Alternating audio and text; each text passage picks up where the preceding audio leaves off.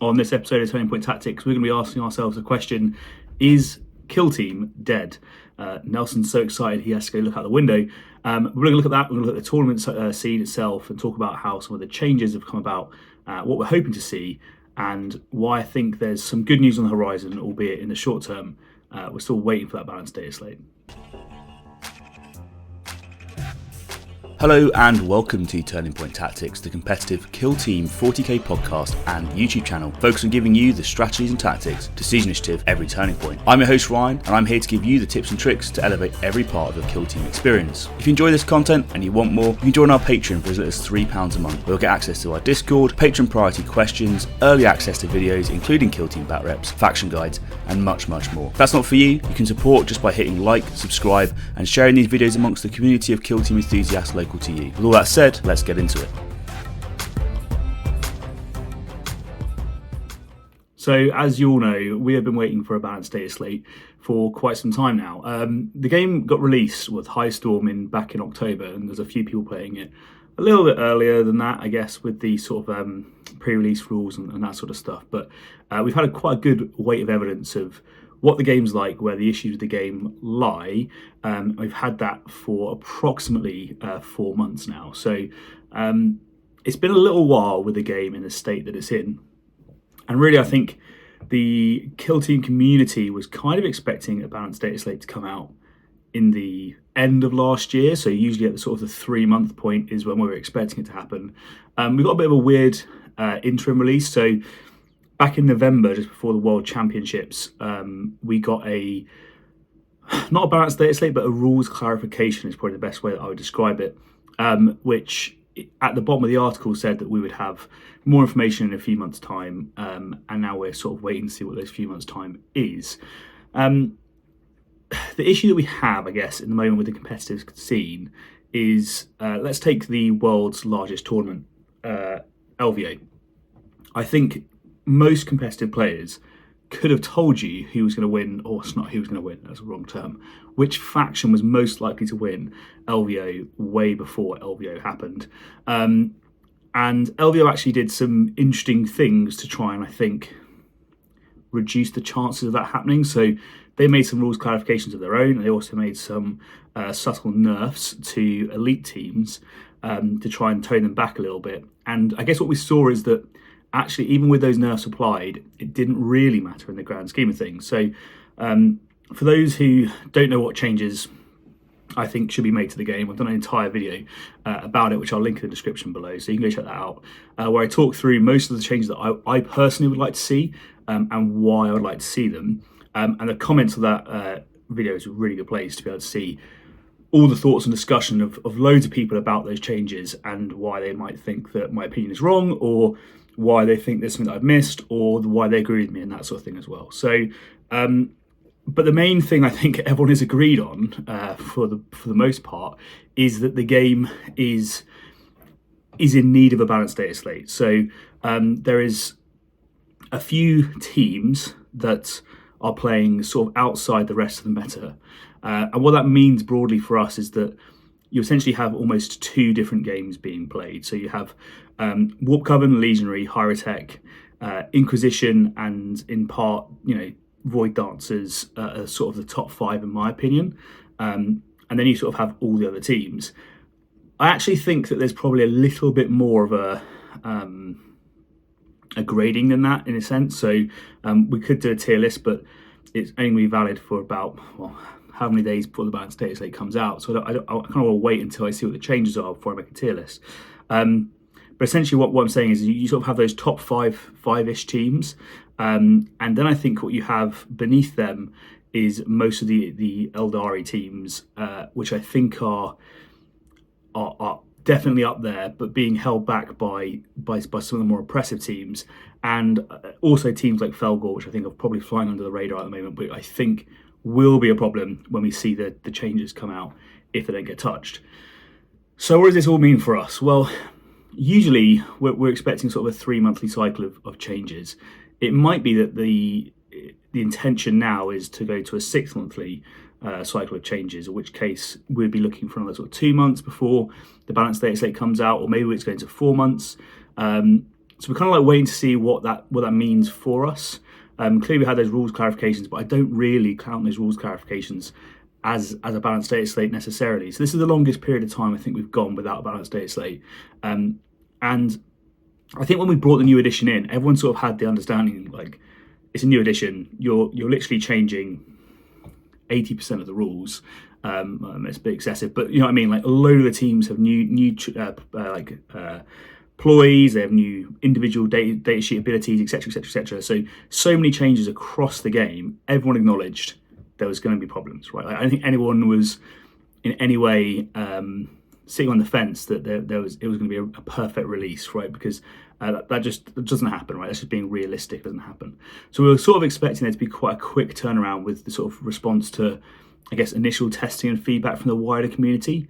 And I think there's a little bit of frustration in the community that we haven't had that yet. I mean, leading up to LVO, I think most people were fully expecting a balanced data slate to come out ahead of that tournament. And when it didn't, the TOs stepped in and issued what they think were important rules clarifications that need to be clarified, and some subtle changes to which, to be honest, mostly affect Warp Govern and affected Legionary a little bit. But the main sort of idea was to stop them from becoming quite so oppressive with the on guard, fly, teleport position, which clearly shouldn't be a thing, and the being able to counteract on guard and that sort of stuff. So, counteract to go on guard. So the community almost stepped in a little bit and did what I think needed to be done. I generally don't want the community to become fragmented in individual community FAQs and that sort of stuff, because then you end up with essentially loads of different people playing different games.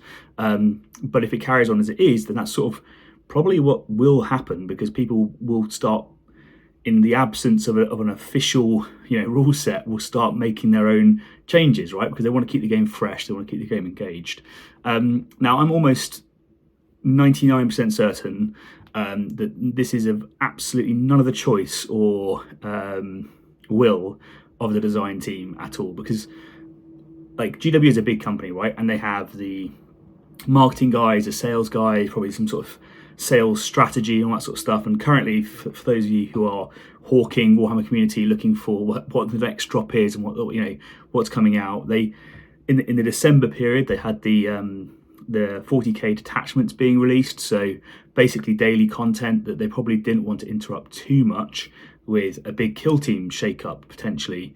Then also going into the new year, they've had loads of codex releases, and they're probably trying to get people to spend money on those new products that they want them to buy, not start looking at kill team products, because there's always a risk of a sort of a split market, right? So I understand like the wider business strategy kind of point of view, but what I do think personally is that GW are taking a bit of a risk with this, because like Kill Team had a huge initial growth for this new release, and Hivestorm I think was a massive success in getting new players into the game. And I think most people that I've spoken to in their local clubs have seen a significant growth, and more people want to play more Kill Team and more interest, which is awesome, right? That's exactly what we want to see, and that's exactly what I think was the strategy of GW with the release of Kill Team. So that's a good thing. That means the game is fun. That means the game is engaging and makes people want to play with it, right? So that's really good for the initial sort of 2-3 months. That's exactly what you want to happen. And going forwards, those new players are now probably, they've done their initial team. Maybe they picked like elites and they're having loads of fun playing with elites, but now they're like, I kind of want to push into something new. Or maybe they were playing a non-elite team, and they're like, wow, I've been like really struggling with this team. I kind of want to see, some changes. And when they look at the big competitive scene, and they see sort of the main competitive players basically going, well, it's kind of a solved game in a sense that if you're not running one of 5 teams, you're probably not going to be likely to win the event overall. And that sounds really harsh and really negative. But for instance, if we look at LVO, so Blades of Cain did a really, really good showing, and part of that is almost certainly down to player skill. We know a lot of the personalities that were playing in that tournament. We've heard of them before, and there was no doubt they're going to make it to the top 8, right? Because that's the kind of player they are. But it was, when you look at the sort of the run, avoiding the Legionary Warp Coven matchup for so long will help. And I think that was obviously the game against Plague Marines, and then finally into the final against Warp Coven, where eventually that they lost. And I was not surprised to hear that they had lost. And additionally, the Warp Coven player, their only loss was to Hyrotech, right? So again, I was not surprised to hear that Warp Coven would lose to Hyrotech. And those 4 or 5 teams are really the ones that are dominating at the moment, in my opinion, and from what I've observed, right? So back to the point of new players, right? So if a new player is watching that tournament and they go, oh, okay, I get it. Those are the sort of the big 5 teams, but I don't have that team right now. They probably, or maybe they have no interest in playing that team. They want to see that meta get shaken up, right? Like right now, if you look at the big 40k scene and Kill Team prior to midpoint through the last edition, there's a really good sweet spot where everyone was like, you can take whatever team you want and you'll probably win, right? So that gives you so much agency as a player to come into the game and go, actually, I really like Vetguard, right? Krieg is my thing, and I really want to play Krieg. And what you don't want to do is, when you tell your friend, I really want to play Krieg, is have them laugh at you because they go, that team isn't going to win any games, or you're going to win 20% of games or whatever. So, be it Krieg, be it Breaches, be it Vespid, be it one of those teams that we know are struggling, if that's the team that gives you your personal little joy and jam, then we need to change that, right? You don't want them to just turn up and go, well, I can't win anything, so I guess I'll just play a team that I don't get on with for lore reasons, aesthetics, whatever. And you risk really sort of turning those players off. So I think it's a big risk, right? So I understand why GW might be doing it. Potentially, I've got it entirely wrong. Maybe they're waiting for more data. I'd find that hard to believe. I personally think that most people can probably tell you and point you into the direction of the changes that they think should be made, unless maybe we're going for this less balanced data slates per year. So maybe they want to try and collate more data on all of the teams, and it's going to be a massive data slate that changes loads and loads of stuff, and it'll be almost a 0.5 an addition change sort of thing.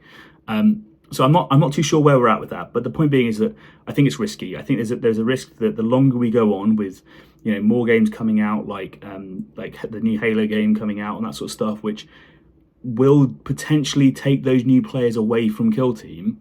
I think we as a community really need a data slate to be able to give people that emphasis and that oomph to come back into the game, right? Because I think people are a bit, I'd say lethargic could be the word to describe it. They're like, okay, I guess I'll go to that tournament because I'd already booked, but I don't really care too much. That being said, I've heard the stories at the local level of people just having the most amount of fun with the new edition because they're not playing the big broken teams, and they're not really caring about trying to win the tournament per se. They're just trying to play the game, and they're having the most amount of fun as a result, right? So there is a real fine balance there between the two. And I should just caveat on the tournament experiences. I don't want to take away from anyone's tournament success, right? Warp Coven are a very, very strong team, but you need a massive brain to be able to play them, right? It's the same thing with all of these teams. There is still very much an element of player skill and player ability. And if you don't have that, you're obviously not going to win the event. So please don't think I'm trying to go out here telling people that the people who won these events with these teams are undeserving anyway, because they're not, right? Part of the game is selecting the correct team to maximize your chance of success, learning the matchups, learning the missions, and doing the best with them, right? So, but just as a caveat. Okay, so on to the question then of, is Kill Team dead? Well, with all that being said, I actually think no. And the reason why I say that is because I've seen how many tournaments are planned or occurring, and how the participation numbers for them keep going up, right? So for me, I think that's like a really exciting thing. So I personally believe that we are probably in a dip, which sounds weird. We had that initial surge of excitement, and the excitement levels have sort of dipped because of a lack of a data slate. And I think that if we had a big data slate come in and shake up the meta, you'd see that immediately surge with popularity again, because the game is fun, the game is enjoyable, and people do want to play it. But they just want to see those sort of like 2 to 3 separate groups where it's like, if you're all playing, like if you're playing Breaches versus Vetguard, you're having fun, right? Like this is a good good engagement. If you're playing, Eldari teams versus Eldari teams, you're having fun. It's a good engagement. If you're playing, Legionary versus Warp Coven, you're having fun. It's good. It's just when they cross over that we have the issues. So I think at the moment, like people are doing that. They're playing in those separate buckets of sort of team abilities, and they're going, wow, this is good fun. And it's only when they have that overlap they have issues. And for most players at the casual level, they probably don't really care too much. But you can't deny how much emphasis and how much opinion power the competitive scene has, right? So when people are like learning about the game and listening to content and wanting to engage with the game, they're like going, well, what do the competitive players say, and they will jump on what team they think is most likely to give them the most amount of success or give them the most amount of fun. And for different people, you view fun differently. But for some people, that is winning, right? And therefore, they're going to go, well, I'm going to go after those elite teams. I'm going to go after whatever it is to try and maximize their chances of success. So I think you sort of saw that for a little while. But now, like, there's almost been, in the UK at least, I can't talk for all the international metas, there's been a bit of a rejection, I think, of the elite meta. So, most players are sort of bored now of that. So like once you've got your event win once with whatever, and you go, I have proven that I can take that team to the highest level and achieve it. Most players now kind of go, well, actually, I kind of want to move on to something else now. I kind of want to play a team that I haven't played before, or something that's going to give me a bit of a challenge. Because once you've solved that problem set, if you're just playing over and over, you're just sort of collecting trophies at that point, or ITC points, which I guess maybe is what you personally want to do. But for a lot of people, they like the variety, right? They'll want to go, cool, I've learned how to win with this team, and now I want to learn how to win with this other team. So I'm really excited to see a balanced data as they come out. And if it does, I think that can be huge, because there is so many events planned for the UK over the next, in fact, over the whole year. So I was going to talk about a few of them just so people are aware, and where you can find a bit more information. So there's a few things that are happening in the UK at the moment, which is pretty cool. So we have the UKTC have organised essentially a internal UK league, which basically you can register your events to the UKTC league if you're a small independent group, whatever, TA, and if it's approved, it will go onto the league itself, and you essentially can win points, and you're then competing in 2 separate leagues, because everyone usually competes in the ITC, but you could also compete concurrently in this UKTC league. I'll put a link in the description to the calendar of events where people are basically signing up to these, but you can see it when you go on there. There is like probably 2 events a month all the way through to November, which for us is awesome, right? Like that's, and they're not small events; they're all quite large events. So that's really cool that you can see all these events coming up and be like, oh, actually, I do want to go to Manchester and participate in the GT there, or I do want to go to Bristol and do that one, whatever. So like all those events are there, and you can see them, and you can plan quite a long way out. But that's just for awareness of what's really out there and what's coming up. So I'll put as many links as I can to events below to try and get more players participating, because I think we're going to get a data slate in the next few weeks, I imagine. I'm in 2 mindsets. Either it's going to be at the 4-month point, which would be at end of January, which kind of makes sense, and then maybe we get 3 a year, or it goes to the 6-month point, and you're looking at March time. Now, that could be, I think that'd be really bad for the kill team community. Personally, I think people would be pretty annoyed if we wait 2 more months for it, but that's the other possibility. So I'm sort of holding out hope for it being in the next sort of week. I sort of really thought it'd be the last 2 to 3 weeks, but alas, we haven't had it. So that's kind of where I'm at and what I'm waiting for. So let's talk through some of the upcoming events. So Kill Team Leicester have an event on the 8th of February, so you can sign up to that. There's also on the 22nd of February, you have a South Yorkshire Kill Team event, which is also registered for the UKTC, both those were, sorry.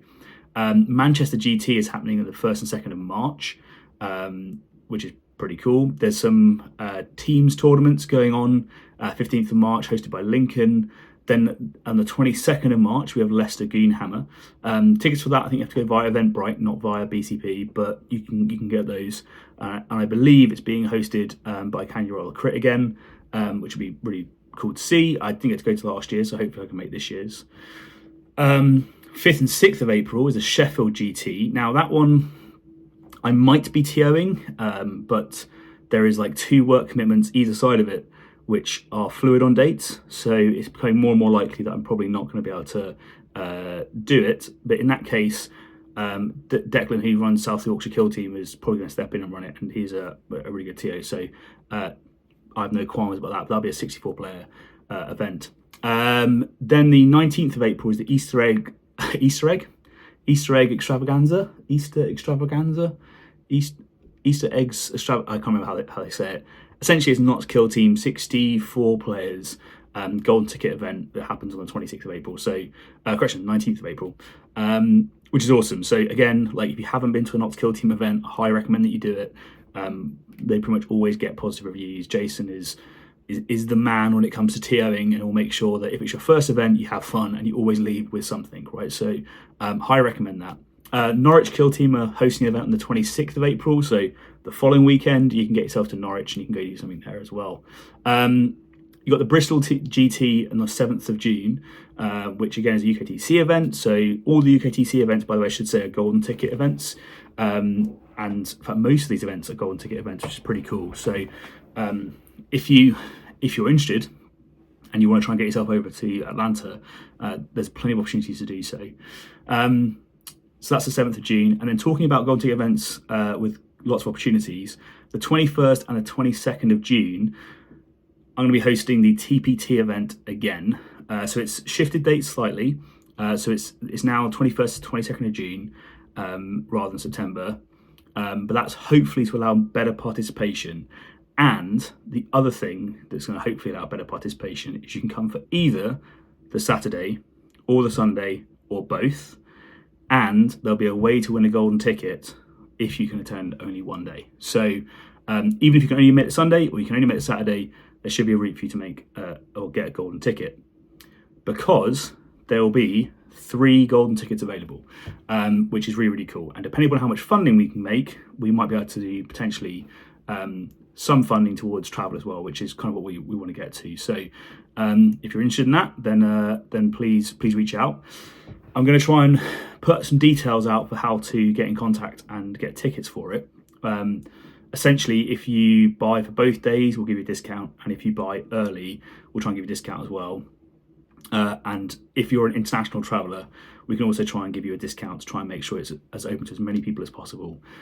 So we really want to try and get as many people as possible to it, because I'm really big on sort of bringing the community together.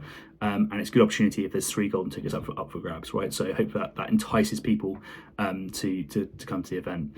In July, you've got the Leeds GT, which is another UKTC event. Then you've got various smaller events at local levels being run by Jason at Notts Kill Team. And then on the 28th to 31st of August, I believe, I haven't got confirmed yet, but that will be the World Team Championship in Mechelen for Kill Team, so that's the WTC. It's the same dates as Nova for the US players, So I don't know what that's going to mean when it comes to participation and people splitting distances and costs. But just for awareness, that's probably when you'll see that happening. And then the actual World Championships will be happening on the 6th to 9th of November in Atlanta, obviously, the same place as always. So that's just, by the way, that is essentially just UK kind of events that I've covered off. Now, what would be really cool is if you're hosting an event and you've seen this video and you want people to try and attend your event, if you can drop it in the comments below, then we can try and publicise and share that, and give people links to be able to hopefully sign up to your event and participate, and hopefully get as much of the community out and about playing as possible.